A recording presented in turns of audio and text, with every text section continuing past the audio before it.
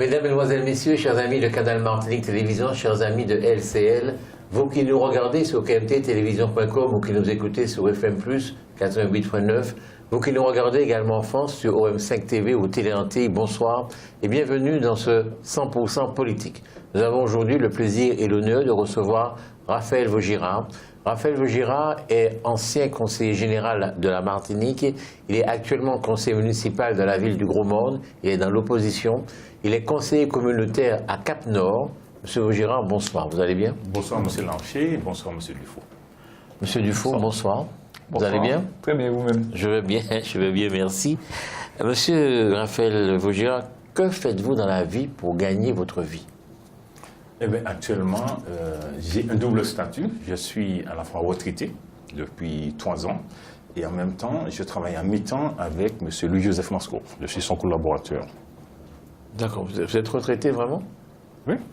Vous avez déjà 60 ans alors? Oui, je suis sexagénaire, oui. Ah bon? Vous ne les faites pas, vous n'avez pas, Je le prends comme un compliment, M. Lancher. Mais vous aussi, vous ne le faites pas. Non, c'est parce que vous n'avez pas beaucoup travaillé, peut-être dans votre vie, je ne sais pas. Ah non, c'est tout simplement parce que je m'occupe de moi. Bon, si on parle de la santé bientôt, en fait tout à l'heure, je vais vous expliquer que j'essaie de m'occuper de ma santé, quoi. Qu'est-ce que je veux dire? Vous faites du sport? Beaucoup. Beaucoup de sport. À un moment, vous vous occupiez d'apiculture. Oui, c'est mon passe-temps. C'est mon passe-temps préféré, c'est les abeilles. C'est l'apiculture qui nous permet de faire une synthèse de la nature et de l'homme dans la nature. Est-ce qu'on observe aujourd'hui, c'est vrai, une disparition des abeilles en Martinique? Tout à fait. Ce qui provoque une certaine pollution. Tout à fait. Il y a 2 phénomènes. Tout d'abord, des maladies qui sont introduites, que nous ne connaissions pas. Et puis, deuxièmement, une dégénération des souches très productives que nous avions il y a quelques années, qui dégénèrent. Par conséquent, nous produisons moins de miel, en tout cas plus difficilement. D'accord. Je vais laisser Raphaël Dufault vous poser la première question, puisque il est revenu avec votre profession de foi, si j'ose dire. Je rappelle que nous avons invité M. Vaugirard, parce qu'il est membre du Parti socialiste, de la Fédération socialiste de la Martinique. Il est candidat aux législatives de la circonscription du Centre, une circonscription dont les communes sont le Lamentin, le Gros-Morne, Trinité, Robert et le François. C'est donc dans cette circonscription du Centre, celle où était Alfred Marie-Jeanne auparavant, voilà, c'est celle-là dont vous briguez les suffrages aujourd'hui. Monsieur Dufault. Alors, une première question qui concerne un petit peu plus, avant d'entrer dans la question des législatives, je voudrais juste revenir brièvement sur les présidentielles, parce que c'est quand même quelque chose d'important qui s'est passé là. C'est, on va dire, une non-performance historique quand même du Parti socialiste. Et je voudrais juste vous poser une question. J'ai du mal à comprendre quand j'ai vu que François Hollande, vraiment, il a laissé un boulet pour le Parti socialiste, dans le sens que, bon, là, c'est même plus une question d'opinion personnelle, c'est vraiment qu'on voit bien que largement l'électorat a condamné, a sanctionné ce quinquennat. Et c'est Emmanuel Macron qui porte le plus la continuité du hollandisme. Il l'a dit lui-même, ici, il n'a pas pu aller aussi loin qu'il le voulait, donc c'est celui qui incarnait le plus cette continuité, et c'est celui qui renie le plus ce lien avec François Hollande, tandis que le candidat du Parti socialiste, Benoît Hamon, qui était quand même vraiment sur une toute autre ligne, qui voulait replacer à gauche le Parti socialiste, c'est celui qui a choisi d'assumer l'héritage de François Hollande et donc de tirer ce boulet. Qu'est-ce que ça vous inspire? Bon. Alors, écoutez, pour l'échec de la mandature de François Hollande, on a vu venir. On a vu venir les difficultés, on a vu comment s'est constitué ce qu'on appelle le Hollande bashing. Souvenez-vous, hein, la première réforme profonde sociétale qu'a mise en œuvre François Hollande et son gouvernement, c'était le mariage pour tous, qui a mobilisé énormément toutes les couches catholiques traditionnelles de la France, à travers ce qu'on appelle la manif pour tous. Donc c'était une manifestation longue, lourde et massive. Ça, c'était une première mobilisation. Une deuxième, lorsqu'il a mis en place le pacte de stabilité, de responsabilité et le CICE. Et puis une troisième mobilisation, ça a été au moment de la loi El Khomri, la loi travail, qui a généré le phénomène qu'on a appelé Nuit debout.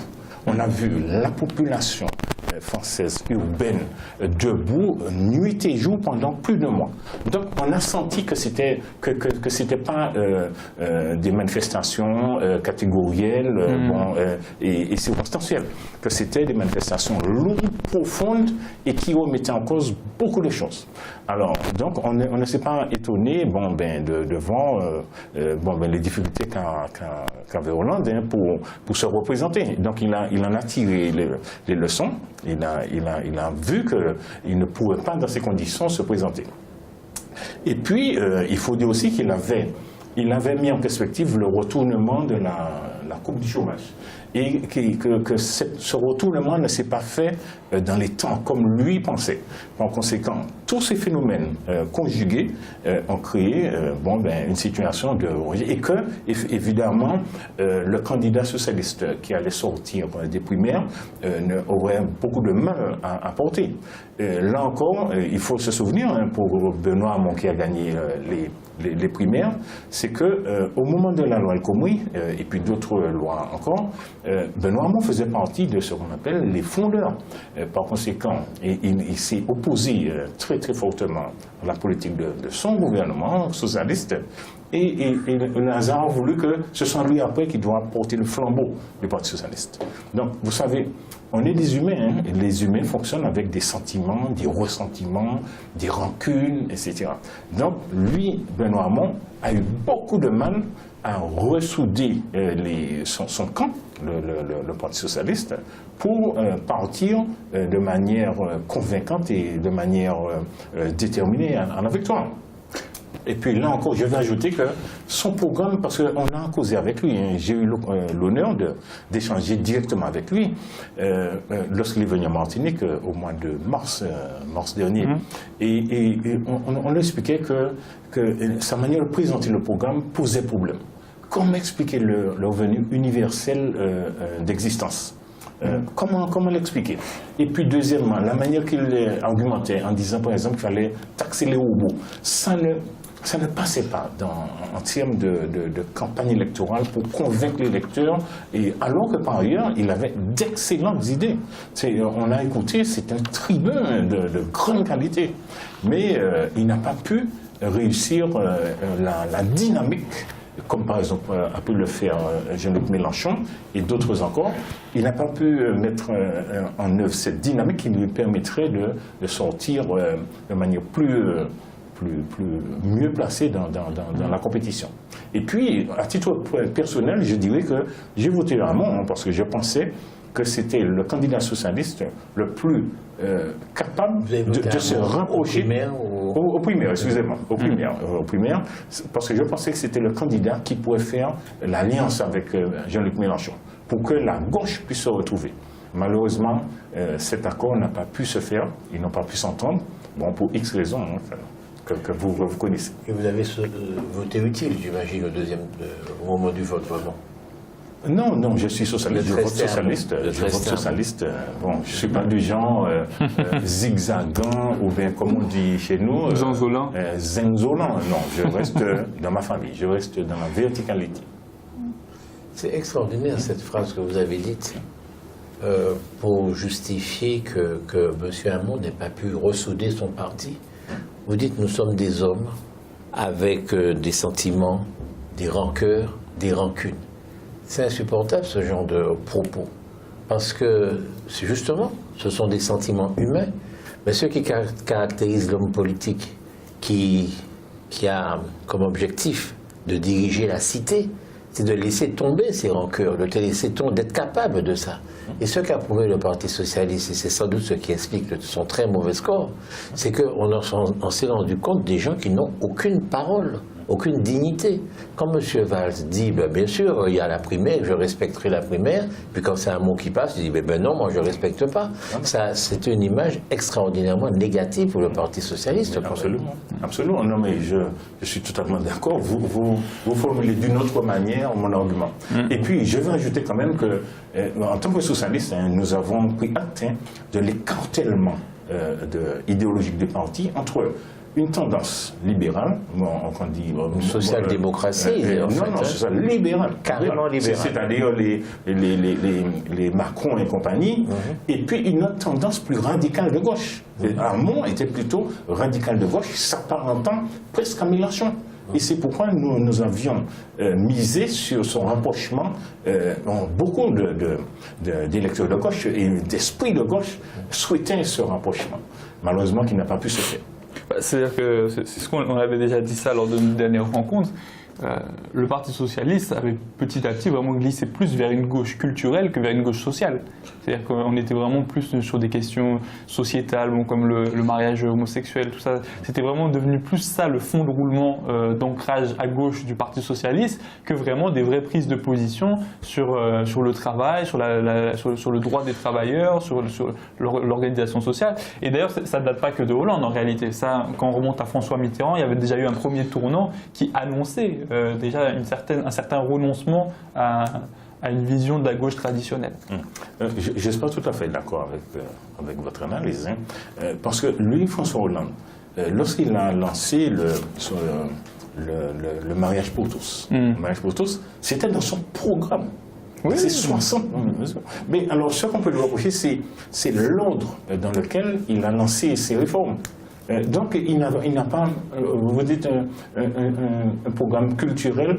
Je ne pense pas que ce soit le bon terme. Je pense qu'il a essayé de mettre en œuvre les engagements qu'il avait pris au moment de 2012. J'ai pas dit le contraire. J'ai pas dit le contraire. Par conséquent, là, de ce point de vue, on ne peut pas dire qu'il a dévié de son programme. Non, j'ai jamais dit ça. Je dis juste que par rapport à une gauche qui était à la base une gauche, vraiment les questions principales, de toute façon on le voit, Karl Marx, tout ça, vraiment, si on va au fond de la gauche, le vrai problème c'était le travail, c'était le partage des richesses, c'était vraiment une vision sociale. Mais le Parti socialiste se bat pour les 35 heures. Je dis que petit à petit, dans le Parti socialiste, et c'est pour ça qu'il a éclaté, c'est parce qu'on avait de plus en plus de gens qui étaient de gauche juste sur les questions sociétales et non plus sur les questions sociales, comme justement les 35 heures, tout ça. Oui, parce que lorsque vous dites les questions sociales, mais ça c'était une réforme très lourde, la réforme des 35 heures. Et il faut se souvenir comment. Alors là on peut, le reproche qu'on pourrait faire au Parti socialiste, c'est la méthode pour réussir cette réforme lourde et profonde, que sont les 35 heures. Fallait-il faire seulement la loi du 3 janvier 2001, ou bien en même temps l'assouplir pour permettre, sous la formule contractuelle, comme maintenant les candidats le proposent, que les entreprises, les branches puissent progressivement, selon les situations dans lesquelles se trouvent les entreprises, arriver à l'application effective des 35 heures. C'est ça la question de fond. Mais philosophiquement, humainement, je pense que les 35 heures, c'était une avancée sociale, même pour les pays tels que la France et même l'Europe. Et là encore, moi, je pense qu'une telle réforme devait être portée au niveau de l'Europe. Parce qu'on ne peut pas faire une telle réforme toute seule dans son coin. Alors que les pays européens, n'ont pas... sont loin d'avoir les 35 heures. Il y en a qui travaillent un peu moins, sont dit, et l'Allemagne, c'est 32, 33 heures, et puis d'autres qui sont à 40, 48 heures. Donc on subit l'Europe, d'une certaine manière. Bon, je sens que c'est qu'on va parler de l'Europe. On va parler de l'Europe. Simplement, quand vous dites le Hollande bashing, vous aviez donc senti que ça n'allait pas. C'est vrai que M. Hollande s'est donné le fouet pour qu'on le batte quand même. Je veux dire qu'on avait vraiment eu l'impression que c'est la seule promesse qu'il n'a pas tenue. Il a tenu celle du mariage pour tous, mais il n'a pas tenu celle de s'en prendre à la finance et de s'en prendre aux grandes entreprises. Au contraire, avec le pacte de responsabilité et le CICE, on a eu l'impression qu'il faisait des cadeaux au patronat. Et puis après, il a dit les mêmes. Alors qu'en fait, ce n'était pas le cas. C'est qu'il faut se souvenir pour le CICE, le crédit d'impôt, compétitivité des entreprises et puis le pacte de responsabilité qui surviennent après le rapport de Louis Gallois en août 2013. ne faut pas oublier ça, qui faisait le constat alarmant du décalage en termes de compétitivité des entreprises françaises. Ce qui expliquait une difficulté en France par exemple, pour exporter. Vous savez que la France, c'est un pays qui n'exporte pas, qui est en déficit au niveau commercial international, contrairement à l'Allemagne qui jouit d'un excédent commercial. Par conséquent, il faut bien remettre les choses dans le contexte. Et puis, je veux aussi vous dire, lorsqu'on est un parti de gouvernement, lorsqu'on est confronté à des réalités qui sont complexes, parce que en réalité, c'est quoi? On est confronté à des processus qui sont mondiaux, alors que les outils d'intervention restent des outils nationaux. Donc, il y a une inadéquation entre les outils et puis le problème qu'on veut résoudre. Par conséquent, là encore, non, mais c'est très important, parce que sinon on ne va rien comprendre dans les difficultés de gestion de pays industriels tels que la France, l'Espagne, l'Allemagne, etc. Alors pourquoi vous êtes dans l'Europe alors? Mais non, alors là encore, l'Europe... Vous ne pouvez pas parler de politique nationale quand vous êtes dans l'Europe. Pourquoi vous n'êtes pas allé plus loin dans l'Europe? Pourquoi cette Europe à 2 vitesses? Pourquoi cette Europe elle est même à 3 vitesses? Non, mais il y a des erreurs. Bon, je pense, à mon niveau d'analyse, je pense qu'au niveau des politiques européennes, il y a des erreurs qui ont été commises. Bon, souvenez-vous de 2 choses. Premièrement, la stratégie de Lisbonne, en 2000, qui voulait faire de l'Europe le premier bloc mondial en termes de compétitivité, innovation et croissance. Oui. C'était en 2000. Et puis est venu ce qu'on appelle après le traité de Lisbonne, le traité de Lisbonne, le traité de fonctionnement de l'Union européenne. Là, je pense que lorsqu'ils ont refusé par le peuple français. Oui, ça c'est 2005, le référendum de mai 2005 qui a été refusé. Alors, l'erreur qui a été commise, c'est précisément de prendre des sujets, excusez-moi de le dire ainsi, relativement faciles. Lorsqu'on veut aller vers des stratégies de croissance, d'innovation, c'est facile à dire. Pourquoi on n'a pas mis en perspective un traité pour traiter le chômage, la pauvreté, les inégalités? C'est-à-dire une dimension fondamentalement sociale. Là où les choses sont dures, sont humaines et sont compliquées. Là, je pense que beaucoup d'outils d'intervention de l'Europe ont été remis en cause. Pourquoi est-ce qu'on n'a pas fait ça? Bon, écoutez, parce que l'Europe est dominée par la finance, sans doute, et que la finance, il n'y a pas intérêt. Non, et donc finalement, parce que l'Europe est libérale. L'Europe est libérale. Il y a des circulations, des marchandises, l'Europe est libérale. Cette concurrence, ce libéralisme sied au monde de la finance, aux grosses entreprises. Donc Marine Le Pen a raison quand elle souhaite que la France veuille sortir de l'Europe. Non, mais vous savez, elle se trompe là encore. Parce que vous dites que le monde de la finance, mais il faut bien comprendre que c'est un processus mondial. La finance en Europe est dominée par les fonds de pension notamment américains, qui fonctionnent, vous savez comment? C'est sous la base des intérêts réalisés par les placements financiers de ce qu'on appelle les hedge funds, que l'on verse les retraites aux États-Unis. Par conséquent, ce sont des sommes phénoménales. Enfin, je n'arrive même pas à retenir les chiffres tellement ils sont énormes, qui cherchent des placements rémunérateurs pour rapporter des intérêts et permettant de verser c'est extrêmement important. C'est pas seulement extrêmement important, c'est extrêmement grave parce que, bon, je schématise, c'est une grosse simplification, mais est-ce que petit à petit, on n'est pas en train carrément de remettre en question nos propres retraites pour payer celles des Américains? Mais à la limite, c'est pas à la limite. Mais heureusement que la nôtre, c'est encore une retraite par répartition et non pas par capitalisation. Oui, mais elle est de plus en plus attaquée, vous savez, et notamment à cause de l'Europe. Oui, non, je comprends ce que vous dites, mais heureusement qu'en France, le modèle social est dominé par la retraite par répartition et non pas par capitalisation comme pour les États-Unis, l'Allemagne et d'autres encore.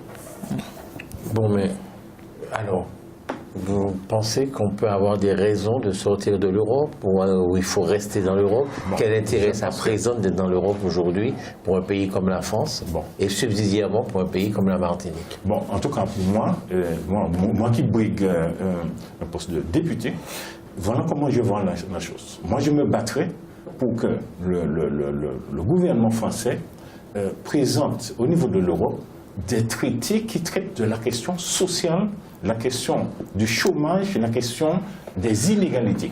Parce que c'est ça qui est le fond du problème, c'est qu'on est dans un système mondial qui génère de la pauvreté, qui génère du chômage, qui génère des inégalités. Par conséquent, allons au cœur du problème.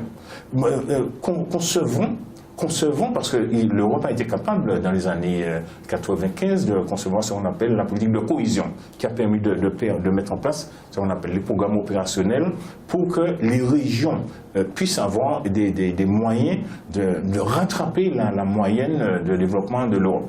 Eh bien, pourquoi ne pas aller dans cette direction, c'est-à-dire prendre les questions de fond qui se posent, la question de la pauvreté, la question du chômage, la question de l'accroissement des inégalités. Et là, on verrait que les institutions inverseraient leur fonctionnement. Mais évidemment, il faut construire la majorité en Europe qui irait dans ce sens, parce que vous savez bien que le mode de décision en Europe est effectivement très complexe. Il y a des décisions qui doivent être prises à l'unanimité, puis d'autres qui peuvent être prises à la majorité qualifiée, etc.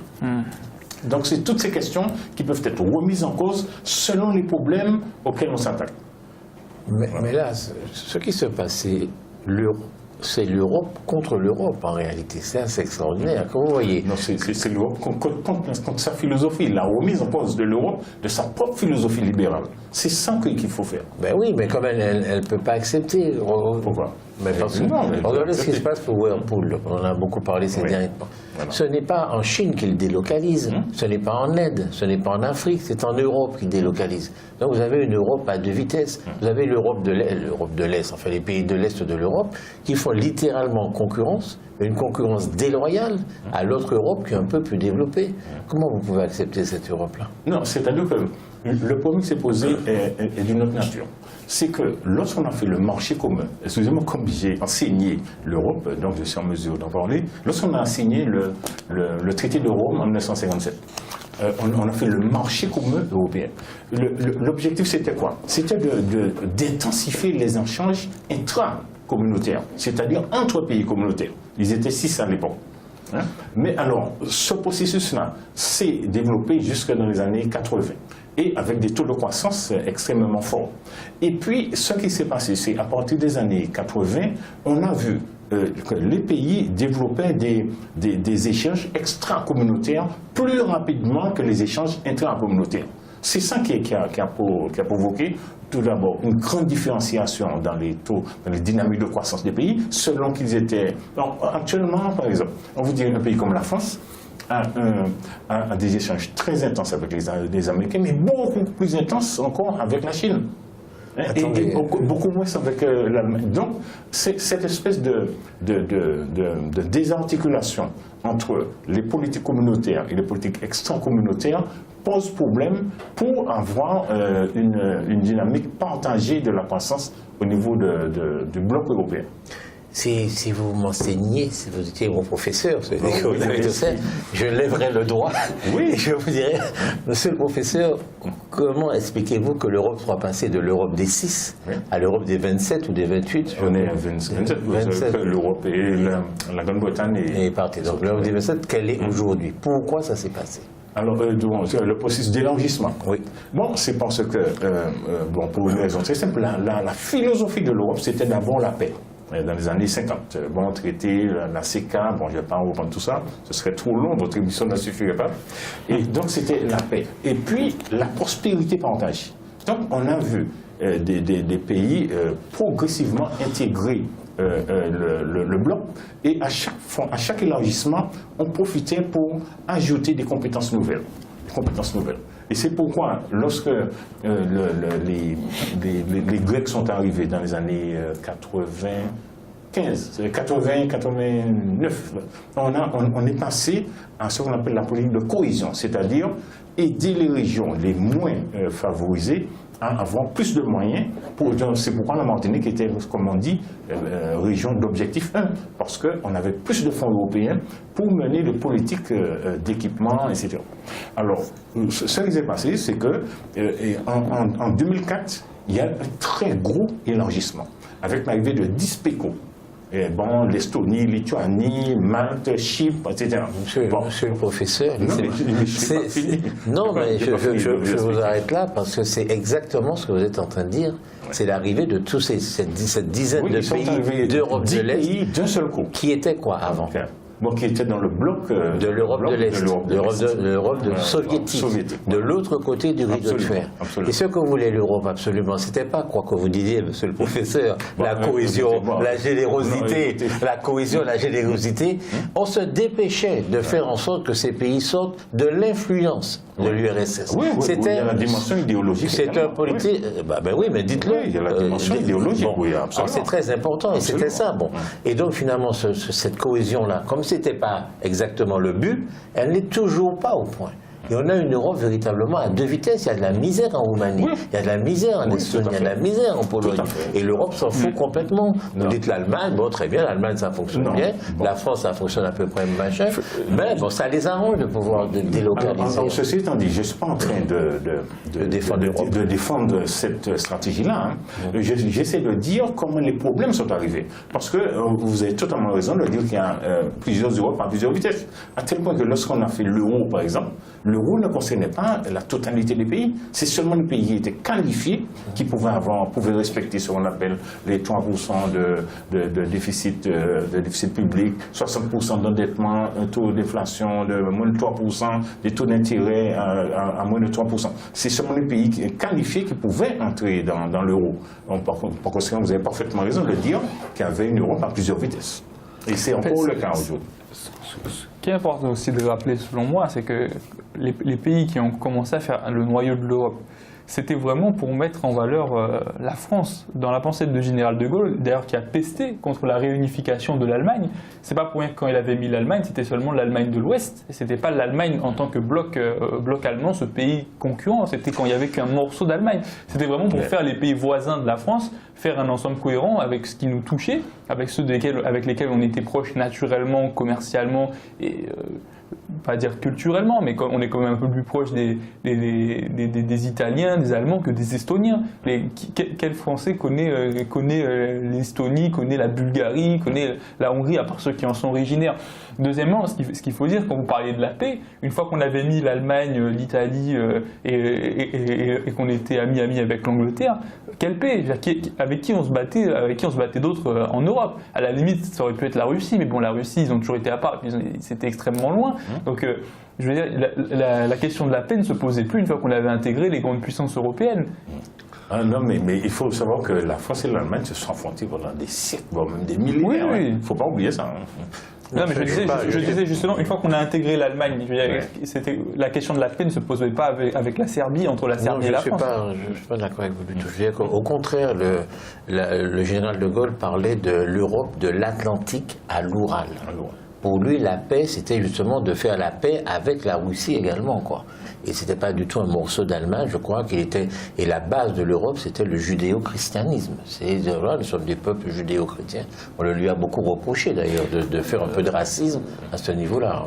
C'est-à-dire qu'il ne faut pas confondre la vision européenne avec l'Union européenne. C'est deux choses différentes. Moi, vous parlez du général de Gaulle. Il avait une vision de l'Europe. C'est pas un morceau d'Allemagne. C'était vraiment... Le général de Gaulle avait une vision européenne, mais ce qu'il voulait faire dans la construction européenne, il ne voulait pas forcément faire concorder l'Union européenne avec sa vision européenne. Certes, le général de Gaulle a toujours prôné un certain entre-deux pour la France, une indépendance de la France entre les empires, comme ça a toujours été dans la tradition diplomatique française, entre l'empire anglo-saxon et l'empire allemand, puis entre l'empire soviétique et l'empire américain. Ça a toujours été cette position de la France un peu indépendante. Ouais. Donc, nous parlons beaucoup de l'Europe, là. Mais c'est important, parce que nous sommes à quelques jours du deuxième tour des élections présidentielles, et incontestablement, l'Europe pose problème. Oui, vous vous rappelez en Martinique, lorsque l'Europe est arrivée, vous vous rappelez, il y avait un chant de Dio Desormeaux pour le loup. Oui, en 1990. C'était « Oh, voici le loup ». Oh, bon.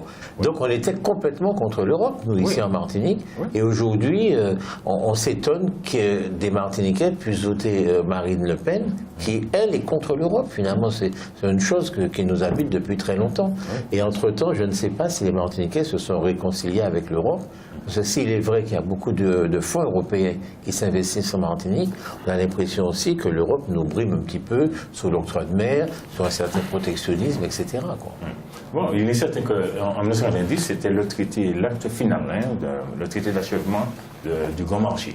Et c'est là que la mise en œuvre de la libre circulation des personnes, des marchandises, des capitaux est devenue effective en 1990. Et puis le traité de Maastricht en 1992. Par conséquent, nous en Martinique, bon, il ne faut pas oublier, on était dans un contexte où on était très sensible à la question de l'arrivée de métropolitains. Du génocide par substitution. Disons-le clairement. Par conséquent, on était très sensible à cela, parce qu'on avait effectivement des signes qui nous inquiétaient. Mais de là à penser qu'il y aurait, comme le dit très bien Édouard de Lépine, des hordes de Gengis Khan arrivant jusqu'à nous, c'était exagéré. Mais en fait, on a vu que par ailleurs, nous, dans le système européen, on a vu quand même avoir un certain nombre de dispositifs d'aide qui nous aident beaucoup. Notamment les fonds européens que nous n'arrivons pas encore à bien utiliser. Et puis, c'est vrai qu'on a encore des luttes à mener, notamment pour, en termes de dérogation, faire admettre l'octroi de mer comme étant une fiscalité dérogatoire des principes européens. Ça, on sait très bien, aujourd'hui, si on pose les chiffres ou 2 minutes, que compte tenu du fait que la France donne plus d'argent à l'Europe que l'Europe ne donne d'argent à la France, hors de l'Europe, aurait tout à fait pu nous donner autant, si ce n'est plus, de subventions que ce que nous verse aujourd'hui l'Union européenne. C'est ce que dit Marine Le Pen. Est-ce que vous êtes d'accord avec ça? Non, je pense qu'il ne faut pas faire comme Mme Thatcher. C'est elle qui a exigé ce qu'on appelle le chèque anglais. C'est-à-dire, elle a exigé de faire le bilan de ce qu'elle donne, de ce que l'Angleterre reçoit. Et la différence, on le faisait un chèque, pratiquement. Non, je pense que ce n'est pas ainsi qu'il faut raisonner, parce que il y a beaucoup d'autres processus économiques d'échange qui ne sont pas comptabilisés dans la simple, les simples chiffres de contribution de la France à l'Europe. Parce qu'il faut savoir comment on établit le budget européen. Non, je suis obligé de vous. Le budget européen, c'est 1% du budget des pays membres. 1%. On totalise tous les PIB, et puis on prend 1%. Alors, au moment de l'arrivée des DISPECO en 2004, on s'est battu pour monter à 1,14% du PIB. Et ils n'ont pas obtenu parce que les pays ont refusé. Ceci étant dit, l'Europe, par ailleurs, fait des recettes propres, que sont les douanes, puisqu'on est dans une tarification extérieure. La douane, c'est maintenant une compétence européenne, ce n'est pas une compétence nationale. Et puis, les pays doivent verser une partie en termes de TVA, ainsi des choses comme ça. C'est pas rien. Mais déjà, quand on dit 1%, on pourrait penser que c'est pas beaucoup. Mais 1% du PIB, c'est même pas 1% des recettes fiscales, 1% du bénéfice que fait l'État. C'est énorme, 1% du PIB sur un pays. C'est important, c'est très important. C'était de l'ordre de 1000 milliards à l'époque. 1000 milliards. Bon, je suis martiniquais, je suis producteur de bananes. D'accord ? L'Europe ne me protège pas. L'Europe me protège de fait, mais chaque fois, c'est un combat extraordinaire et je ne sais jamais où j'en suis pas. Simplement parce que les Allemands, les Italiens, etc., ont intérêt à acheter de la banane en Europe, en Amérique centrale, et ça leur revient moins cher que ma banane. Donc chaque année, je ne sais pas si mon économie ne va pas s'effondrer. La banane, c'est très important, Martin. Oui, si notre banane était protégée par la France, en France, est-ce que ça n'irait pas mieux? C'est-à-dire que vous avez raison, parce que vous avez en partie raison. J'explique pourquoi. C'est que lorsque nous sommes entrés dans le marché commun, par le traité de Rome en 1957, l'Europe ne nous a pas donné la préférence communautaire. C'est-à-dire, ce que vous dites, c'est-à-dire que nos exportations de bananes soient préférentiellement acceptées en Europe. Et il a fallu un arbitrage en 1963 du général de Gaulle, donnant 2/3 du marché de la banane. La politique des quotas, en fait. Et puis 1/3 aux Africains à l'époque, parce que les Africains démarraient l'exportation de bananes. Et puis, souvenez-vous de la mobilisation de 1992, où avec un ministre socialiste, M. Le Pinsec, Hein. C'était un ministre, à mon avis, extrêmement positif pour nous, les ministres socialistes. Ministre socialiste. Il a fait l'Europe admettre ce qu'on appelle une OCM banane. L'OCM, c'est l'Organisation commune des marchés, qui précisément protégeait la production. Et là, on a eu un quota intéressant, c'était de 450 000 tonnes contre 2 millions de tonnes pour la banane dollar. Mais comme la banane dollar se développe sur des surfaces qui sont incommensurablement plus importantes que nous, ils avaient tendance à surapprovisionner le marché. Et c'est pourquoi on a eu beaucoup de difficultés. Pourquoi en 2002, 2003, on a eu encore des crises de la banane où beaucoup de petits planteurs chez nous ont dû fermer parce que on n'arrivait pas à vendre la banane. Le marché était surapprovisionné et que certains pays tels que l'Allemagne, la Belgique préféraient s'approvisionner, comme vous dites, sur le marché international plutôt que de respecter l'OCM banane. Alors maintenant, les choses se sont un petit peu améliorées puisque il faut savoir que les négociations se font directement entre l'Europe, les États-Unis et d'autres blocs encore. Et actuellement, on a un système de douane qui est périodiquement revu où on applique, je crois, actuellement 175 $ par tonne de bananes excédant les quotas. Oui, mais c'est un combat permanent. C'est un combat permanent. Au sein même des pays européens ne sont pas d'accord pour protéger. Et si jamais un jour on perd ce combat, qu'est-ce qu'on dit? On continuera de dire vive l'Europe ou il faudra vraiment qu'on réagisse? Non, mais ça ne peut pas se passer comme ça. C'est-à-dire, on perd le combat et puis on est là, on ne dit rien. Non, alors, je pense qu'on a, heureusement, je le dis, on a toujours eu des parlementaires qui sont très véatifs, qui sont très vigilants sur ces questions-là. Souvenez-vous, à l'époque, dans les années 70, de Victor Sablé, on a fini par l'appeler Monsieur député de la banane, parce qu'il intervenait systématiquement, il était en contact avec nos planteurs, exportateurs, les groupements, SICABAM, JIPAM, etc., pour défendre la banane, parce que c'était le secteur agricole le plus lourd. Ce combat aurait été plus facile si, en face des producteurs de bananes guadeloupéens et martiniquais, il y avait le gouvernement français. Je veux dire, voilà, on discute avec lui, on protège notre banane sur la France, et puis voilà, quoi. Oui, c'est ce que font l'Espagne et le Portugal. En Espagne, c'est les Canaries qui ont pratiquement l'exclusivité du marché espagnol. Et au Portugal, c'est Madère, Açores qui ont l'exclusivité du marché du Portugal. Donc finalement, vous pouvez comprendre qu'on puisse ne pas aimer l'Europe. Bon, il y a des raisons, pour être sincère, mais l'Europe c'est un projet. Et c'est pourquoi moi je reste optimiste. Je pense que le grand danger qui nous guette actuellement, c'est le défaitisme, le fatalisme et puis le pessimisme. Comme je ne fais pas de la poésie, mais je pense que, oui, précisément, il faut avoir des gens qui proposent. Parce que j'ai été formé à Bruxelles sur les questions européennes, sur les fonds européens, et c'est là que, vous savez, il y a une ambiance particulière lorsque vous rencontrez les commissaires, lorsque vous rencontrez les hauts fonctionnaires européens. Ce sont des hommes à projet. Bon, bien sûr, ils ont tendance à avoir tout le pouvoir, mais je ne vais pas entrer dans ce débat-là. L'émission va être insuffisante. Mais tout le monde a des projets. La question, c'est quel projet? Je vous dis, c'est extrêmement euphorisant. Lorsque une matinée, c'est comme une heure de temps. Parce qu'ils vous parlent projet. Vous êtes en permanence en dynamique. Et puis ils vous disent, dès qu'un problème est bien posé, on trouve la solution. Dès qu'on a un bon projet, on trouve les financements avec l'eau. Et effectivement, la démonstration est faite. Mais nous, en Martinique notamment, je vous le dire, nous avons un mal avec la question du projet. Pour nous, un projet, c'est une idée, c'est un rêve, c'est quelque chose qu'on a envie de faire. Bon, on veut faire un lycée, on veut faire un TCSP, etc. Alors que pour l'Europe, ce n'est pas ça un projet. Un projet, c'est lorsque vous savez exactement ce que vous voulez faire, vous avez déjà fait vos études de faisabilité, vos études de financement, vos études de réalisation, et qu'il vous manque les fonds.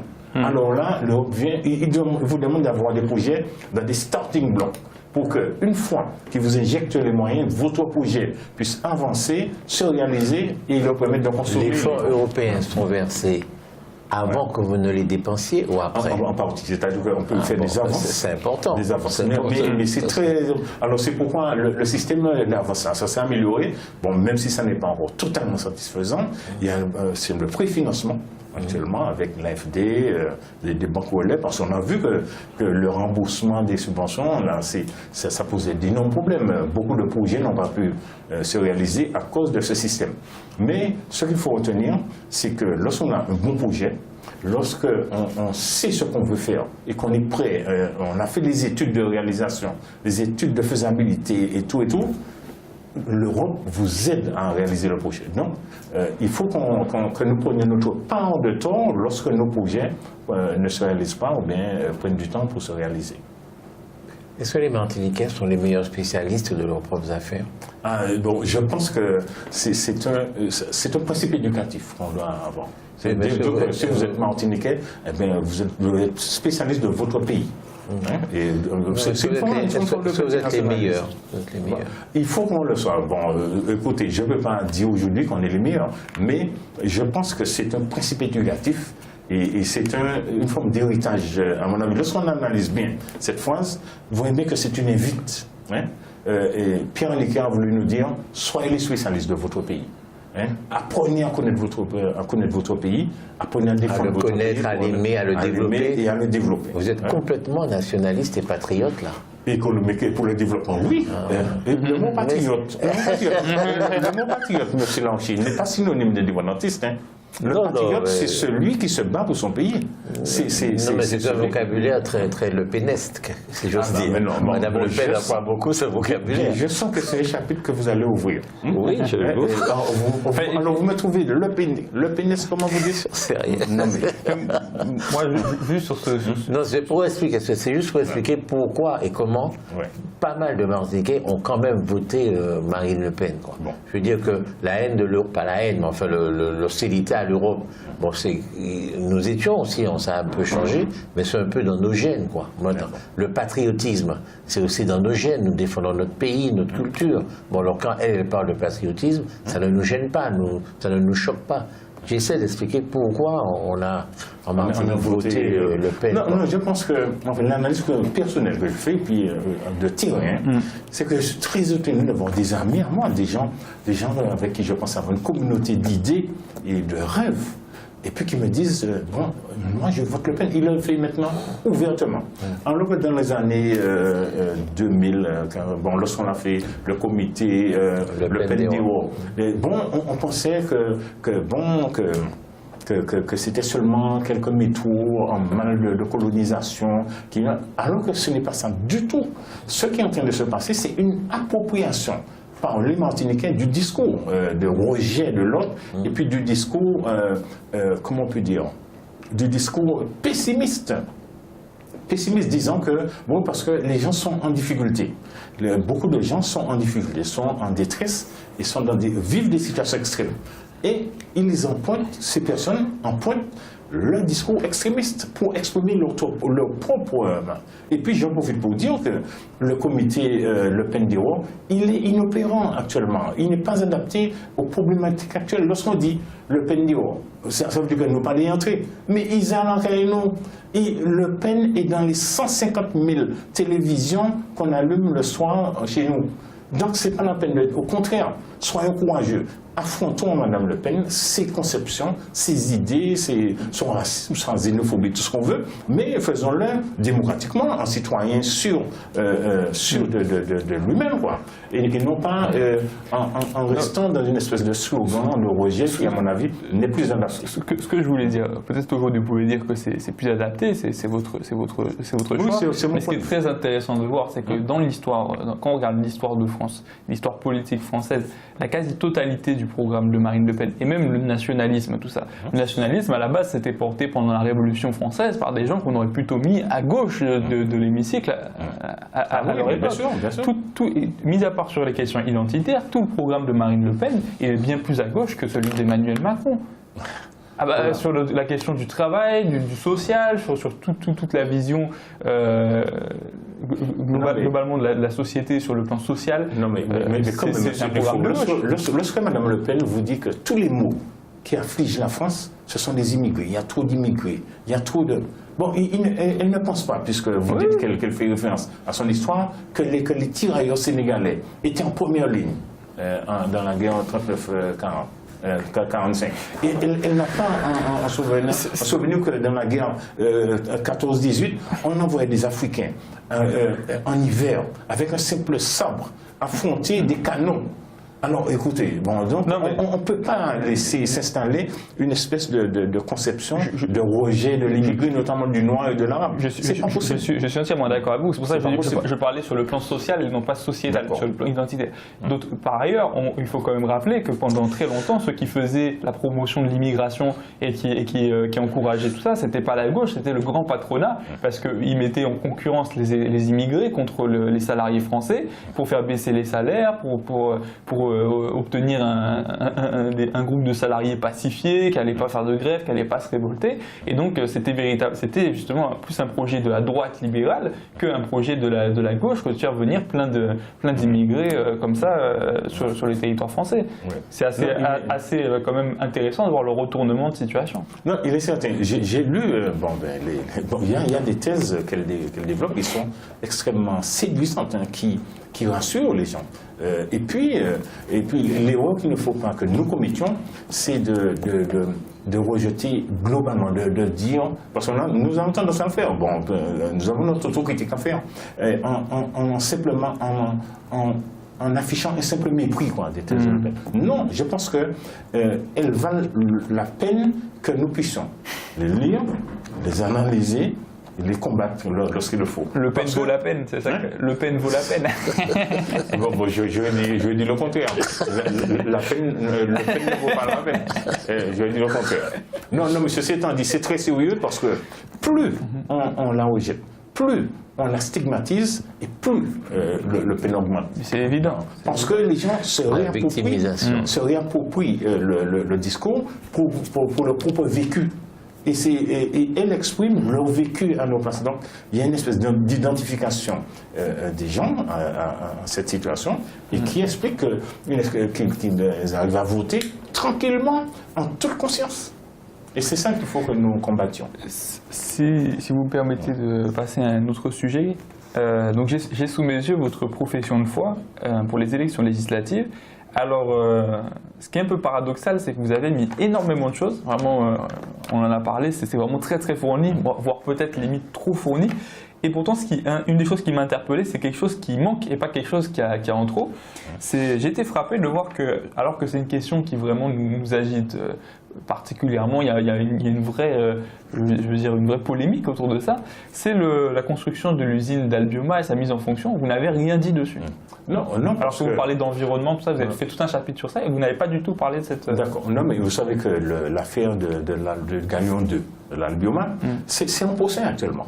Oui. Vous savez que c'est en procès, bon, c'est en cassation auprès du Conseil d'État, puisque si le tribunal administratif a effectivement annulé le projet, rejeté le projet, mais le projet a été remis par la Cour d'appel de Bordeaux. Par la Cour d'appel, et actuellement, en cassation, on dit que la base d'instruction de cette affaire, introduite par la Soupama, n'est pas la bonne. C'est-à-dire que ce n'est pas sur la loi sur l'eau, mais sur d'autres textes sur lesquels la Soupama devait s'appuyer. Et puis, il faut savoir qu'il y a des lois, puisqu'on a un code de l'environnement qui est intégré maintenant. Vous n'allez pas vous en sortir si facilement. Bon, je sais. Quelle est votre solution pour Albioma? Vous êtes pour ou contre? Bon, écoutez, moi je pense que c'est un projet qu'on ne peut pas rejeter. Je le dis très clairement. Ce qu'il faut exiger, c'est toutes les mesures compensatrices que la loi impose, en fait, pour lutter contre les particules fines, contre toutes les pollutions que pourraient subir les environs de l'usine de Galion. Mais vous êtes pour que Non, je suis pour cette unité. Et puis, à l'avenir, comme nous sommes dans la transition énergétique, eh bien, que nous soyons, parce que c'est une compétence que nous avons réclamée en matière énergétique, que nous puissions être, en termes de projet, eh bien, dès maintenant, préparer la prochaine, la prochaine version qui pourrait arriver pour que on ait une source d'énergie renouvelable qui ne soit pas polluante pour le pays. Mais pour l'instant, on est dans une phase de transition en matière énergétique et par conséquent, on ne peut pas rejeter totalement ce projet. Ce n'est pas possible. D'accord. Vous avez, vous vous présentez donc aux législatives et vous avez une suppléante qui s'appelle Ghislaine Pascal. Vous êtes vraiment deux grosses têtes, quoi. Je veux dire, Raphaël Vaugirard, docteur S sciences économiques, Ghislaine Pascal, professeur agrégé d'économie de gestion. C'est vraiment, vous avez mis la vidéo. Nous proposons Martine Kélémir. Vous êtes ça, en termes de compétences, non, c'est une amie. On a les élus qu'on mérite, il paraît. Mais il faut nous mériter. Il faut nous mériter. Bon, non, je veux dire par là, non, c'est une personne extrêmement compétente, extrêmement dynamique, hein, et puis bon, qui a un sens de l'intérêt général bien poussé. Et c'est pourquoi je pense que c'est la meilleure suppléante que je peux avoir. Elle est également conseillère municipale. Elle est conseillère municipale. Vous êtes au Monde, elle est à Trinité. Elle est dans la majorité ou dans l'opposition? Elle est dans la majorité. Dans la majorité à Trinité. Elle est comme vous, conseillère communautaire à Cap-Nord, la communauté d'agglomération du nord de la Martinique. Est-ce que vous êtes pour les hôpitaux, les petits hôpitaux comme Trinité, comme Lorrain, Saint-Joseph, bien sûr, ça vous va? Alors, écoutez, je suis pour une politique de la santé qui satisfasse les Martiniquais. Parce qu'actuellement, excusez-moi de le dire comme ça me vient, l'hôpital tue en Martinique. Je l'ai dit, malheureusement, avant l'accident qui s'est produit à Trinité, le décès d'une infirmière qui était en burn-out, je pense, l'hôpital tue. Mais vous savez, tue d'autres. On a des affaires de gens qui sont des familles qui ont subi des décès des leurs, qui sont entrés pour un mal et qui sont décédés d'autres choses. Ce qu'on appelle les maladies nosocomiales. Par conséquent, il faut qu'on ait une politique de la santé qui ne soit pas aussi, comment dire, en mauvais état, si je puis dire. Par conséquent, à mon avis, il faut revoir le mode de financement des hôpitaux. Il faut revoir les engagements de l'État. L'État avait, par exemple, pris l'engagement de reconstruire l'hôpital de Trinité. Vous êtes pour ça? Non, mais absolument, puisque l'hôpital était totalement délabré, et puis a été secoué par le tremblement de terre de 2007. On voit bien que l'équipement est vraiment déçu. Bon, malgré ça, on a ajouté une unité, une machine d'urgence, qui permet de répondre aux besoins. Bon. Donc, pour les hôpitaux, il faut qu'on ait des hôpitaux modernes, parce qu'on est dans une île. On n'est pas dans un contexte continental qui nous permettrait, en cas de problème, d'aller rapidement dans la région proche. On est obligé d'avoir un système autonome. Et c'est pourquoi, d'ailleurs, la question des équipements qui s'est posée, ça montre que lorsqu'on est en contexte insulaire, on est obligé d'avoir un système autonome insulaire. Bon, alors ça c'est un premier volet. Les hôpitaux doivent être modernes, doivent être en mesure de répondre aux attentes. Et puis, en matière de santé, je pense qu'il nous faut progresser rapidement en termes de prévention. Parce qu'il vaut mieux ne pas tomber malade plutôt que d'être bien soigné. En matière de prévention, on peut faire appel aux ressources même de la Martinique, c'est-à-dire à toute notre pharmacopée, à toutes les molécules que nous pouvons identifier grâce à la recherche, grâce à la loi sur la biodiversité qui impose la création d'agences de recherche dans chaque région. Je pense qu'on ne peut pas laisser toutes ce qu'on appelle les remèdes grasiers profiter à la pharmacopée européenne. Pourquoi ne pas les mettre en valeur nous-mêmes?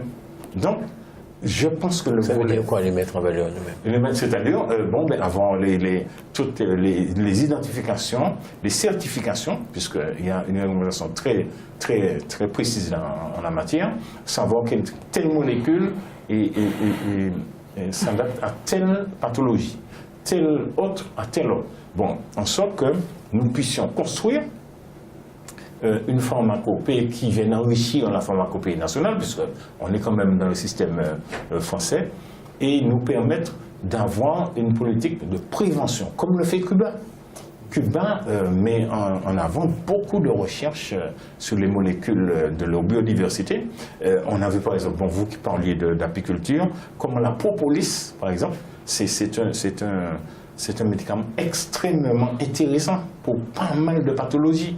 Par conséquent, rien ne nous empêche de mettre et d'exiger qu'on ait une politique de prévention de la santé. D'autant plus qu'on est dans un processus de vieillissement de la population qui multiplie les pathologies. Plus on vieillit et plus on est sujet à des maladies. Par conséquent, si on contre... comment dire, c'est pour contrer ce processus-là, on arrive à progresser rapidement dans notre pharmacopée, dans la politique de prévention, eh bien, le Martiniquais va vivre mieux dans son pays. Est-ce que ça coûte cher ou pas, ce que vous dites là? Parce que... ça ne coûte pas plus cher. Enfin. Et puis en plus, ça peut créer des emplois, monsieur Langy. Mais ce serait financé comment ça? Bon, ben, écoutez, la recherche coûte cher. Parce qu'on peut chercher longtemps sans rien trouver. Donc, la recherche coûte cher.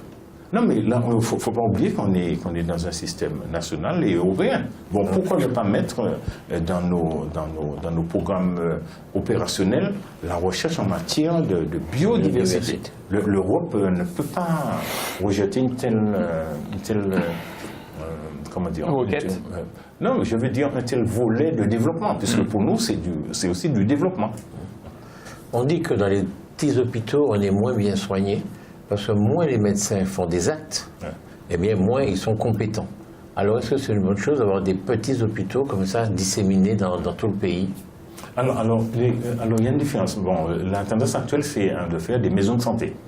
Puisque un hôpital, c'est quand même une structure lourde. C'est lourd. C'est lourd. Bon, donc dans le programme, par exemple, de Hamon, il était question que l'on propose le maximum de maisons de santé pour rétablir la proximité. Parce qu'il y a un désir, une désertification médicale chez nous aussi. Vous savez qu'à partir de l'eau, après le Loiret, Ajupa-Bouillon, Macouba, Grand-Rivière, ils n'ont pas de médecin. Donc, pourquoi ne pas installer des maisons de santé qui permettent aux familles, en cas d'urgence, en cas de besoin, d'avoir une solution.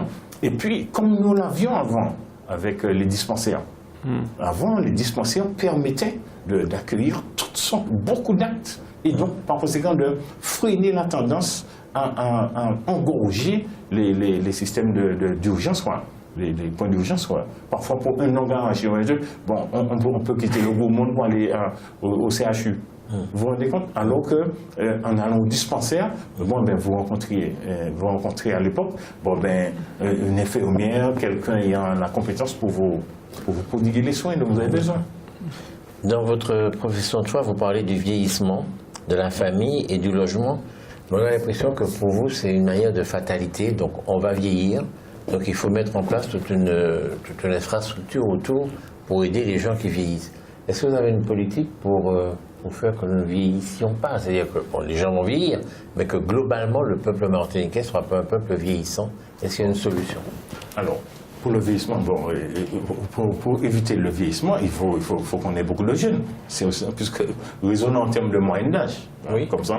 Donc, pour que nous ne vieillissons pas, il faut que nous gardions le maximum de jeunes dans notre pays. Et là, s'agissant des jeunes, il y a plusieurs problèmes qui se posent. Bon, le premier problème, ce sont nos jeunes talents. Qui suivent des cursus universitaires, qui sont obligés de partir pour leurs études et parfois pour travailler. Bon, ça c'est un premier problème, parce que beaucoup partent et ne reviennent pas facilement. Alors là, sur ce point-là, ma proposition est la suivante, parce que j'ai eu l'occasion de discuter avec des responsables de contact d'entreprise comment dire, s'offusquer de ce qu'on ne trouve pas de jeunes compétences en Martinique. Je lui dis, mais pourquoi ne pas concevoir ce qu'on appelle la gestion prévisionnelle des emplois et des compétences, c'est une technique qui est inscrite dans le Code du travail, qui permet à une entreprise d'anticiper sur 5 ans, peut-être plus si possible, leurs besoins en technicité. Alors, dès lors que vous êtes en mesure d'anticiper vos besoins pourquoi ne pas, dès maintenant, par exemple, verser une bourse à des jeunes qui sont de conditions modestes, puisque bon, ceux qui sont plus pourvus n'ont pas besoin d'aide, les parents aident. Bon. Donc, aider les jeunes à financer leurs études, et puis vous leur faites un contrat d'embauche à l'issue de leurs études. Comme ça, le jeune vous doit, puisque c'est vous qui l'avez financé pour ses études.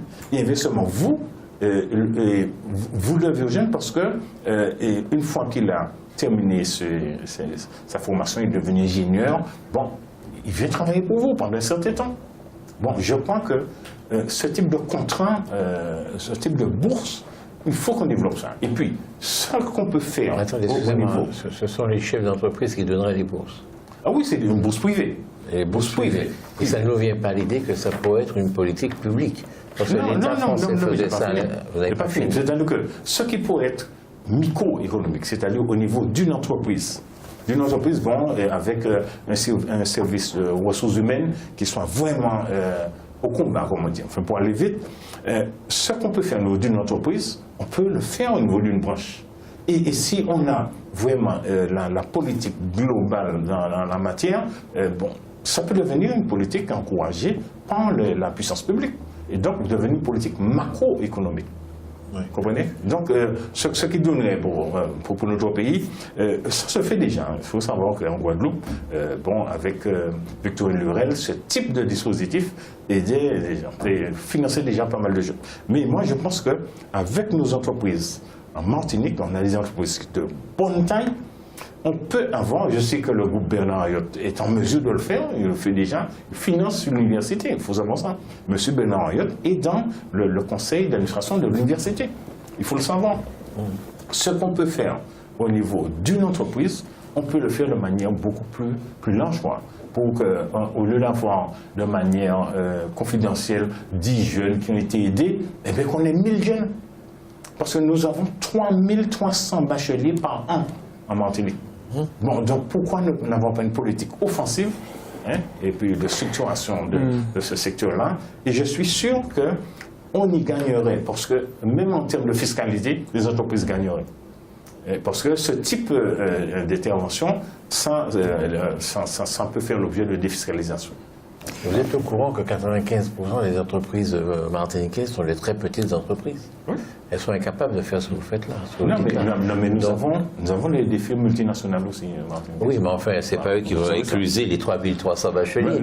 Ça va être une politique publique. Je veux dire, on peut très bien concevoir que la collectivité territoriale de Martinique puisse payer leurs études à un certain nombre d'étudiants avec un contrat à la clé. Non, mais ça existe. Non, avec un contrat à la clé. Le problème est le suivant, c'est que c'est l'entreprise qui sait de quelles compétences elle aura besoin dans 5 ans. Bon, vous êtes en train mais ce n'est pas l'entreprise qui fait la bourse. L'entreprise indique les études à faire. Mais ce n'est pas forcément l'entreprise qui doit financer. Mais non, mais c'est la différence entre la conception publique et privée. Bon, l'aide publique, bon, c'est une aide pour, on va dire, bon, mais tout étudiant, parce que ce qui existe actuellement dit la chose suivante, tout étudiant martiniquais, bon, qui veut poursuivre des études pour lesquelles il n'y a pas de système de formation public en Martinique, on les aide. D'accord? Bon, je n'entre pas dans les détails, bourse régionale ou bien prêt d'honneur du Conseil général, de l'ex-Conseil général. Bon, ça c'est la politique publique.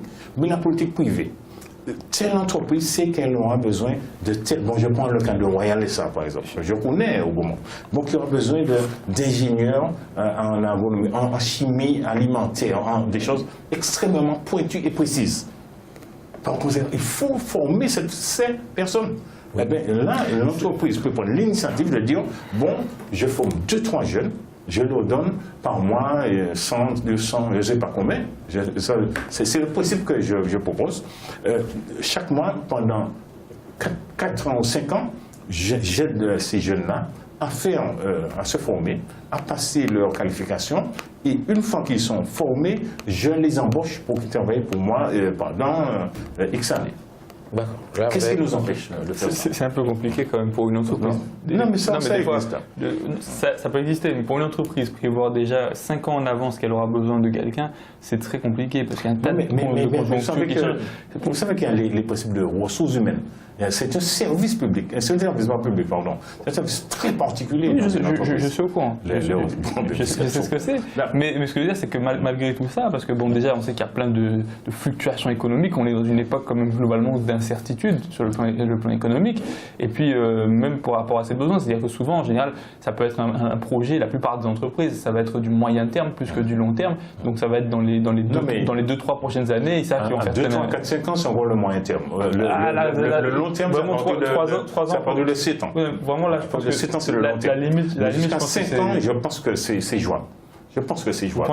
Ça me paraît vraiment... Moi, 3 ans, je pense que c'est la limite pour la plupart des entreprises. La temporalité d'une entreprise n'a rien à voir avec la temporalité d'un individu. Hein. Oui, je sais bien. Le Didier au Champ-Fleur, bon, ben Didier, c'est une entreprise qui a plus de 100 ans. Ça veut dire que le gars, lui, a 160 ans, 160 ans. Oui. Donc, la temporalité d'une entreprise n'est pas celle d'un individu. Ce que je dis, c'est que la plupart des entreprises, moi, quand je vais discuter avec des patrons, ils me disent, bon, par exemple, là, tel moment, j'ai besoin de telle personne. Là, c'est maintenant, ou alors c'est dans quelques mois. À la limite, c'est l'année prochaine, j'aurai besoin de telle personne. Mais c'est rare que j'entende qu'ils me disent, voilà, dans 5 ans, il me faudra 3 ingénieurs. C'est vraiment, il y a peut-être des entreprises, je veux bien croire, à un certain niveau, en plus, qui font vraiment des projections comme ça sur des plans presque quinquennaux, mais la plupart des entreprises, ils ont quand même une vision plus de... au niveau de l'embauche, en tout cas, c'est plutôt du court terme. Vous êtes socialiste. Oui. Est-ce que vous êtes partisan d'une planification pour le développement de l'économie? Alors, nous, les socialistes, à travers Michel Aucan, qui, bon, ben, vous me donnez l'occasion de lui rendre encore un hommage, on a fait une innovation majeure en 1983. Il a été il était ministre de Mitterrand, ministre de la planification. Et c'est Michel Aucan qui a inventé ce qu'on appelle la contractualisation. Hein? C'est-à-dire, comme un contrat, droits et obligations pour réaliser tel ou tel projet. Donc, nous, les socialistes, nous sommes pour la planification contractualisée. Et pourquoi dans votre projet, il n'y a pas un contrat? Il n'y a pas des contrats, il n'y a pas des objectifs chiffrés, etc. Jamais je n'ai vu un homme politique arriver quelque part avec un projet, voilà, dans 3 ans. Monsieur Lanchier, je vous fais remarquer qu'un député, ce n'est pas un maire ou bien un président du conseil général, du conseil régional. Un député n'a pas un budget et puis il ne va pas arriver débarquer à l'Assemblée nationale en disant bon, je vais mettre en œuvre mon projet numéro 1. Non, attendez, vous êtes docteur en sciences économiques. Voilà, votre suppléante est professeur agrégé d'économie-gestion. Voilà. S'il y a des gens qui pourraient faire un vrai projet de développement... Mais nous sommes en mesure de le faire. Mais pourquoi vous ne l'avez pas fait? Non, mais ce n'est pas l'objet. Ce n'est pas l'objet. Donc le programme, le projet que nous avons fait là, indique le domaine de sensibilité et la manière que nous allons les aborder. C'est pourquoi la première thématique, c'est la question de la santé. On dit qu'il faut poser ce problème-là parce que la politique de santé est insatisfaisante actuellement en Martinique. Le deuxième problème, c'est la question du vieillissement, la question des jeunes, la question de la défiscalisation pour les entreprises, la transition énergétique, etc. Nous avons des domaines de sensibilité et nous posons les questions telles qu'elles se posent dans notre réalité actuellement. Vous vous rendez compte, M. Girard, que nous avons posé la question sur le vieillissement de notre population, sur le fait d'essayer de faire en sorte que nos enfants ne partent pas, d'une part, puis quand ils partent, qu'ils puissent revenir. Et vous avez mis toute la responsabilité de cette chose importante, c'est le numéro 2 et 3 de votre... Hein, toute la responsabilité de ça sur quelques entreprises qui pourraient accepter de donner une bourse à des vaches. Je m'attends à ce que vous me disiez, nous allons faire une planification de telle façon que les pouvoirs publics puissent dire, les Français ont fait ça à un moment. À un moment, il manquait des fonctionnaires, j'en ai bénéficié moi-même. On était étudiants, on passait un concours, on devenait inspecteur élève des impôts, ce que j'ai été, on nous payait nos études, et à la fin, nous avions l'obligation de rester 5 ans au service de l'État. On n'a rien inventé. Vous voyez oui, mais vous ne le faites pas, vous laissez ça au privé. Non, écoutez, alors le problème qui se pose est le suivant. Et le suivant, c'est que j'ai voulu répondre à une question précise que se pose un certain nombre d'entreprises, notamment le contact d'entreprise. On dit, qui s'inquiètent de ne pas trouver les talents martiniquais. Je dis, tiens, voilà un outil pour ça. Mais il y a d'autres volets de notre jeunesse. Et on a des jeunes, par exemple, qui sont totalement désocialisés, totalement hors du coup. Vous savez, j'ai organisé une matinée de recrutement par le RSMA un jour au Gaumont. 50 jeunes ont été comment dire, questionnés. On a essayé de voir quelle formation ils pourraient faire. Mais vous savez que comment dire, la rencontre avec les militaires était à côté de la mairie. Des jeunes étaient à 30 mètres des tentes du RSMA et refusaient d'aller. J'ai dû aller en attraper 2 par les bras pour les autres, presque de force. Je vous le dis, hein, je les ai amenés presque de force pour leur dire, écoute, c'est pour toi qu'on a organisé cette rencontre, c'est pour te donner une perspective. Bon, que tu n'acceptes pas, d'accord, mais je ne veux pas que tu dises qu'on ne t'a rien proposé. Bon. Donc ça c'est pour les jeunes. Bon, j'ai vu que dans les programmes des candidats à la présidentielle, que ils retiennent le service civique obligatoire, mais il y a même M. Macron qui propose un mois de service militaire. Je ne sais pas si vous avez noté ça. Bon. Donc j'ai essayé de traiter pour les jeunes en difficulté. Mais il y a les jeunes qui sont confrontés à l'absence de solution. C'est-à-dire qu'ils suivent parfois des formations chez nous, mais ne trouvent pas de travail. Et puis finalement, au bout de la course, ils finissent par partir. Parce qu'on ne leur donne pas de solution complète. Pour prendre un cas concret, des jeunes qui se forment au lecteur Croix-Rivaille ou bien à Bois-Rouge en matière d'agriculture. L'agriculture, c'est un domaine important pour nous. Eh bien, qu'est-ce qui se passe? Les jeunes se forment, obtiennent parfois un BTA en agriculture, mais n'ont pas de lieu où s'installer. On ne leur dit pas, tiens, on vous passe une exploitation agricole, on vous passe X hectares pour mener pour faire l'exploitation pour laquelle vous avez été formé. Donc, on leur donne une demi-solution. Des jeunes font des formations dans d'autres domaines, mais ne trouvent pas de travail ici. Par conséquent, qu'est-ce qu'ils font au bout de course, et découragés, ils finissent par partir. Donc, ce qu'il nous faut faire, c'est apprendre à donner des solutions à notre jeunesse, à leur dire qu'ils sont désirés dans leur pays. Ouais? C'est ça. Il faut que la société martiniquaise exprime un désir pour ces jeunes. Hein? Par conséquent, en faisant des efforts pour leur donner des solutions. Bon, on ne peut pas, par exemple, mettre un jeune en insertion ou bien dans un emploi aidé, et puis ne pas leur donner la formation, leur permettre de passer les concours s'ils veulent entrer dans l'administration, pour qu'en bout de leur contrat d'insertion, ils puissent basculer et devenir dans la vie active. Non, mais justement, c'est ça que je veux éviter, leur dire qu'on vous donne 3 ans d'emploi jeune ou bien de contrat d'insertion, CUI, etc. On vous donne 3 ans. Mais nous vous formons pour que, après ces 3 ans, vous puissiez entrer dans un. Écoutez, je me suis occupé des emplois jeunes à la région, qui a commencé avec M. Émile Kamga et qui a continué avec M. Marian. 3500 jeunes, monsieur Larouche. 3500 jeunes. Et je me réjouis de savoir que plus de 60% de ces 3500 jeunes qui ont bénéficié de contrats d'insertion sont devenus titulaires de leur emploi. Et c'est ça qu'il faut que nous apprenions à faire, à réaliser à plus grande échelle, pour donner plus de sécurité, plus d'assurance à un jeune, pour que le jeune ne sente pas que la société est contre lui, ou bien que la société ne le désire pas.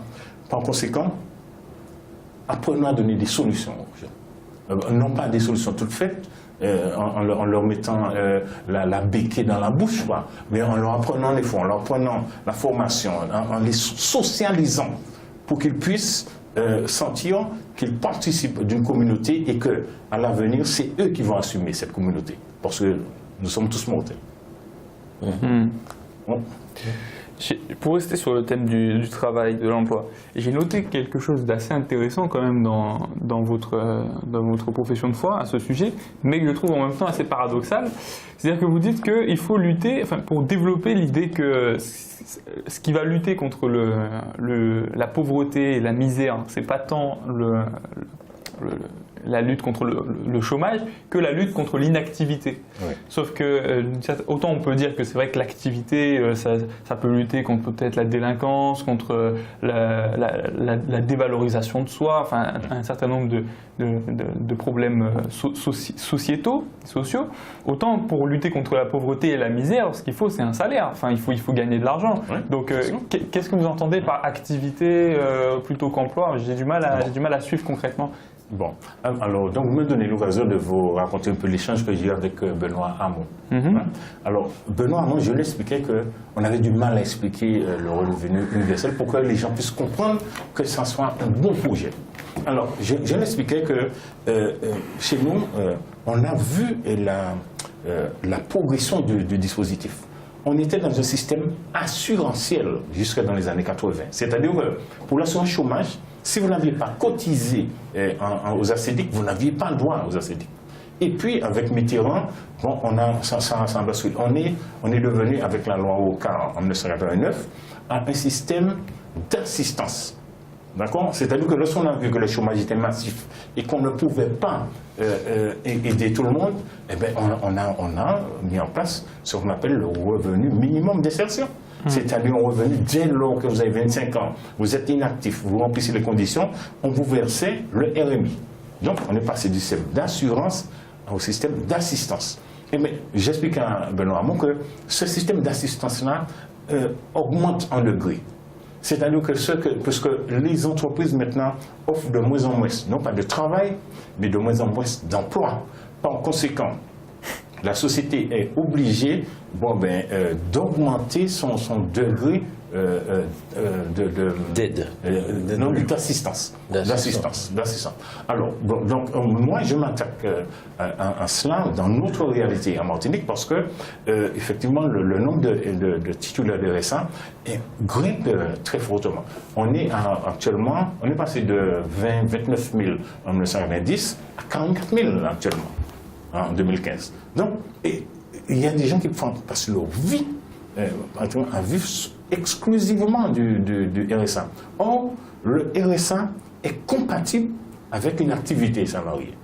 C'est ça, alors c'est ça que je voulais expliquer aux gens en leur disant, mais il y a une stratégie, parce qu'il y en a qui le font, mais comme on dit, de manière formelle ou bien de manière, je ne dis pas honteuse, mais de manière cachée, de manière... Bon, moi je dis non.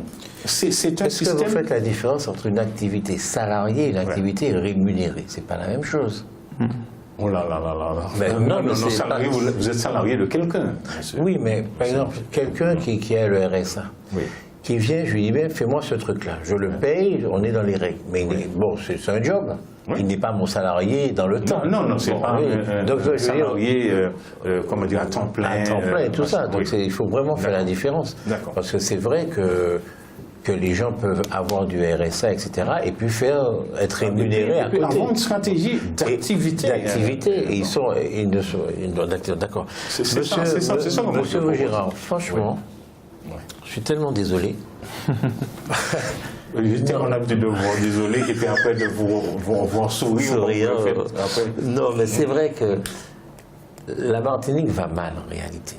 Vous là, si vous avez un problème avec votre chauffe-eau qui ne marche pas, ou avec un problème de plomberie, vous aurez beaucoup de difficultés à trouver un plombier facilement, oui ou non?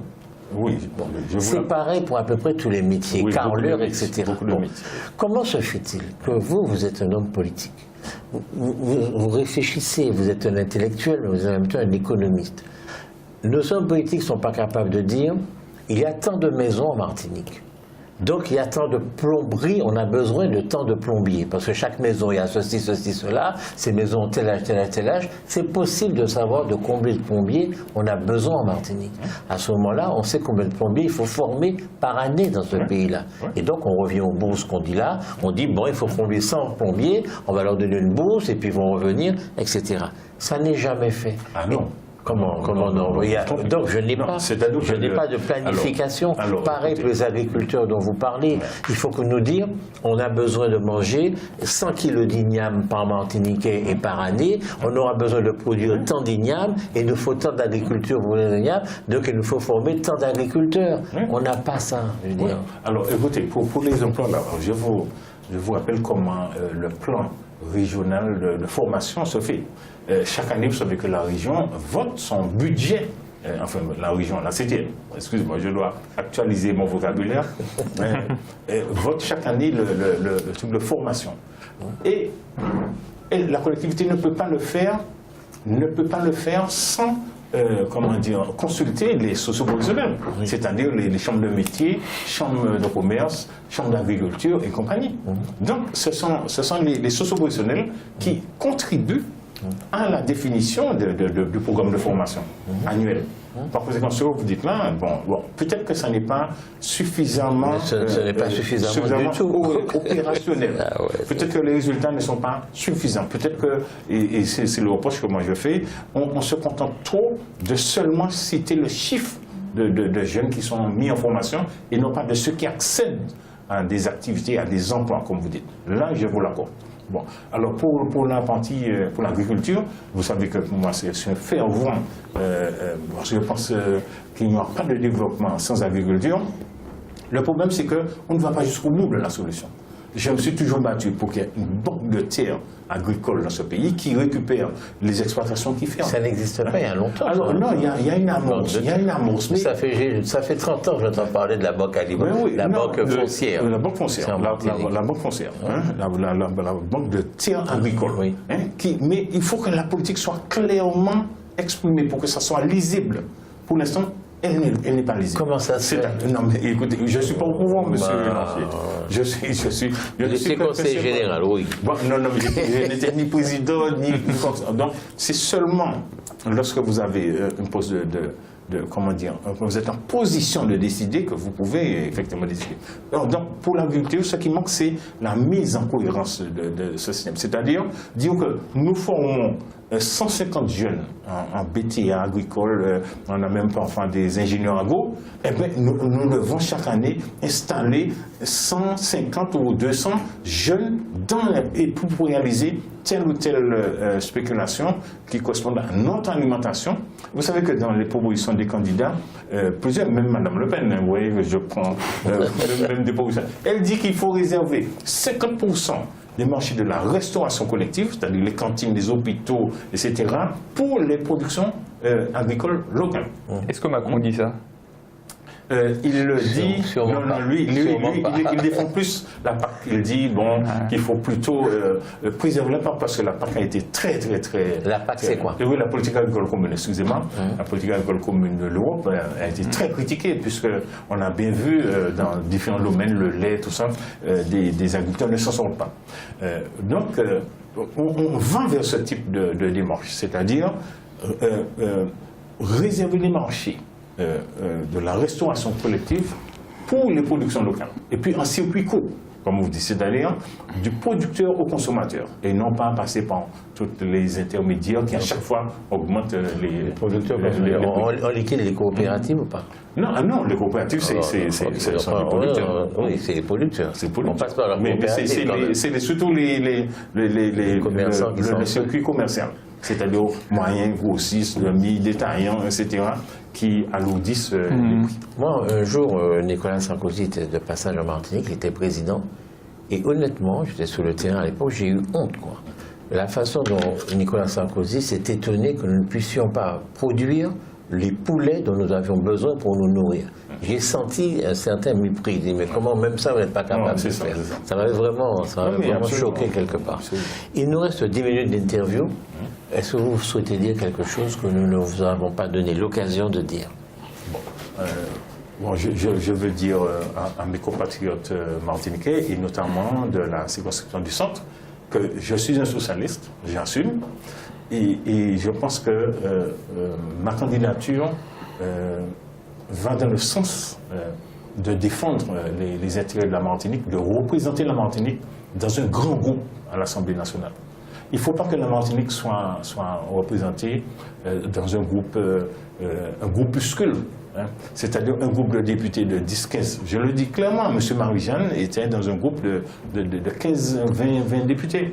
Et à ce titre-là, il ne pouvait pas ni proposer de loi, ni peser pour les amendements, ni intervenir de manière, ni avoir les temps de parole, parce que le temps de parole est attribué en fonction de l'importance des groupes. Par conséquent, on n'est pas représenté. Moi, je propose à Martinique d'être représenté dans un grand groupe, le Parti socialiste, qui a déjà fait ses preuves pour toutes les conquêtes sociales de ce pays, toutes les conquêtes sociales, la décentralisation, toute l'avancée institutionnelle, les politiques européennes, le programme opérationnel dont nous bénéficions, pour toute la partie économique et de développement dont nous bénéficions actuellement. Donc, je demande aux Martiniquais d'être attentifs à cela. Qui va vous représenter et où? Ne laissez pas les gens vous dire votez pour moi et puis vous ne savez pas comment vous allez être représenté. Donc moi je fais un contrat de confiance avec les Martiniquais, leur disant un peu dans l'esprit de ce dont on a parlé, élisez un député socialiste et vous êtes sûr d'être représenté dans le groupe socialiste qui va peser, parce qu'en France, nous allons vers un gouvernement, vers un système de cohabitation. Et M. Macron ne va pas avoir la vague En Marche que l'on dit. Non, il aura besoin des socialistes. Et dans le groupe des socialistes, il faut qu'il y ait des Martiniquais, il faut qu'il y ait des ultramarins qui puissent peser pour mettre en œuvre les politiques dont nous avons besoin pour notre développement et puis pour faire face à toutes les difficultés auxquelles nous pouvons être confrontés. Et puis les socialistes offrent des solutions. Nous n'avons pas parlé de la crise de la Guyane, mais c'est là encore une loi socialiste récente qui s'appelle la loi égalité réelle qui a fourni l'outil de sortie de crise. C'est le plan d'urgence et le plan de convergence que les Guyanais ont finalement accepté, négocié durement, et ils avaient totalement raison, pour faire la Guyane décoller. Eh bien moi, si je veux que nous puissions faire la Martinique décoller, sans que nous attendions une crise majeure comme 2009, ou bien d'autres encore, anticipons les choses, faisons preuve de conscience, de lucidité et d'anticipation, et puis d'intelligence. N'attendons pas qu'il y ait des difficultés pour que nous puissions rechercher des solutions. Donc dès maintenant, apprenons à être dans la prospective, apprenons à bien maîtriser, soyons les meilleurs spécialistes des affaires martiniquaises. C'est ça, c'est sous ces mots très visionnaires de Pierre Liquer que je souhaite terminer. Merci beaucoup. Chers amis de Canal Martinique Télévision, chers amis de LCL, vous qui nous regardez sur kmttélévision.com, vous qui nous écoutez sur FM+, 88.9, vous qui nous regardez également en France sur Téléanti ou OM5 TV, merci de votre fidélité, merci de votre confiance. Nous avons eu l'honneur de converser avec M. Raphaël Vaugirard. Vous savez qu'il est conseiller municipal de la ville du Gros-Morne, il est dans l'opposition dans cette ville. Il est conseiller communautaire à Cap-Nord. Il se présente pour les législatives de la circonscription du centre, où il y a le François, Trinité, Gros-Morne, Lamentin et Robert. Voilà, donc c'est ça la circonscription dans laquelle il se présente. Il a comme suppléante Madame Ghislaine Pascal, dont il nous a dit avant cette interview que c'était une femme particulièrement intelligente, mais aussi fort jolie, ce qui se marie. Ce qui n'est pas pour me déplaire. Merci beaucoup, M. Dufour, de nous avoir accompagnés dans cette interview. Merci de m'avoir invité, puis merci à d'autres invités. D'accord. Merci pour toutes vos questions, même difficiles.